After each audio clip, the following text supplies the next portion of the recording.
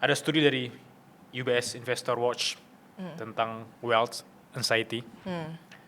Katanya 58% orang kaya itu punya anxiety-nya tersendiri atau perasaan yang dimana ketika mereka merintis atau ketika tidak ada uang itu kayak aduh kapan ada uang, susah ya segala macam. Nah pas ada uang tetap susah gitu.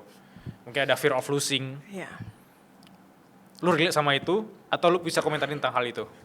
Yes, gue relate banget gitu. Jadi gue kayak gini, kayak gimana? Jadi jadi kehidupan gue membaik kan setelah gue diterpa dengan ujian hutang-hutangan itu kan. Iya.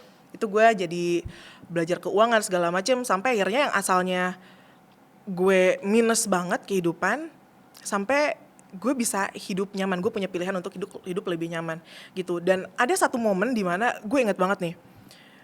Gue udah nyaman nih kehidupan nih. Aku jalan di mall.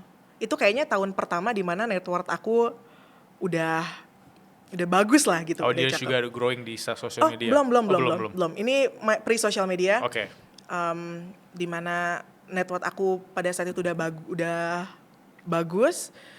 Aku ingat aku jalan ke mall.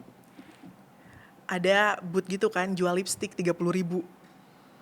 Aku liatin, ih bagus lipstiknya. Taruh dulu deh. Terus gue kepikiran sama lipstick itu. Beli nggak ya? Aduh tapi kalau beli gimana ya? Padahal gue tuh nggak kayak setahun yang lalu yang nggak bisa makan gitu loh kalau beli lipstick 30.000 gitu. Gue bisa beli lipstick dan kehidupan gue lebih nyaman dan masih enak dan gue bisa hilang 30.000 itu dan nggak ngaruh apa-apa ke kehidupan gue gitu. Tapi masih gue kepikiran kayak gitu untuk hal yang kecil-kecil gitu. And it took really a while dan gue dan ada sih satu orang di kehidupan gue yang dia ngajarin gue jadi orang kaya di Jakarta. Sampai gue tuh harus diajarin gitu loh.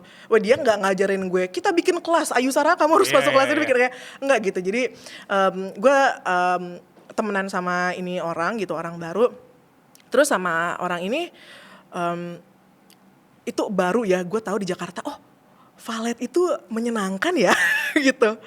Ternyata orang kaya di Jakarta tuh pakai valet kalau parkir. Enak ya, nggak usah ke parkiran gitu. Oh ternyata ini bisa disensor ya. Ternyata Silverbird itu nggak mahal kok, itu worth it. Kalau hujan daripada nyari taksi, Silverbird aja. Kayak gitu. Terus apa lagi yang diajarin ke gue ya? Gue tuh diajarin bahwa oh gini ya jadi orang kaya di Jakarta itu gitu. It took a while sampai gue merasa nggak bersalah kalau mau beli bedak 50.000.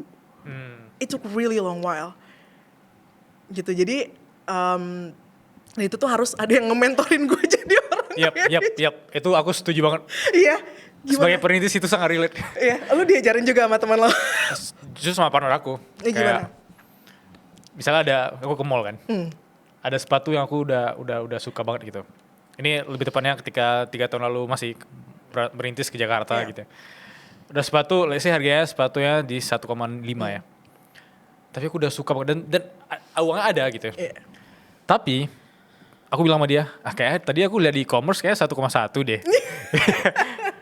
Balik ke e-commerce aja, ngapain dibeli di sini gitu. Dan tokonya juga sama gitu, udah diskon juga.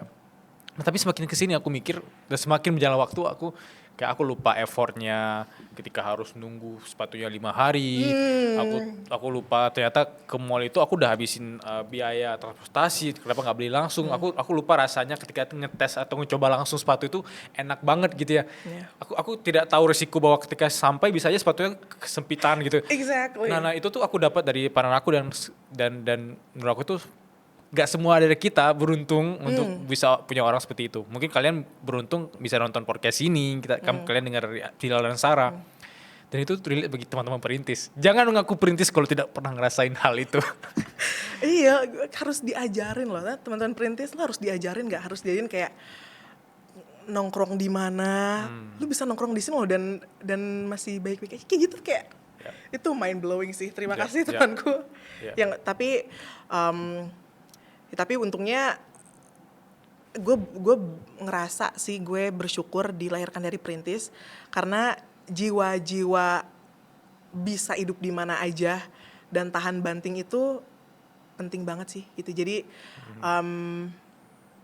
kalau kalau harus downgrade kehidupan pun gue masih bisa gitu. Gue tahu gue bisa survive di situ. Kayak gitu, dan gak semua orang pewaris gitu ya mungkin punya privilege juga kayak kita. Kalau misalkan things got wrong, kita kehilangan sekarang, kita bisa kok hidup humble. Iya gak sih? Lu ngerasa kayak gitu juga gak sih? Bener-bener. Kita bisa menyesuaikan di kondisi manapun. Dan itu privilege yang didapat seorang perintis. Perintis, iya. Interesting.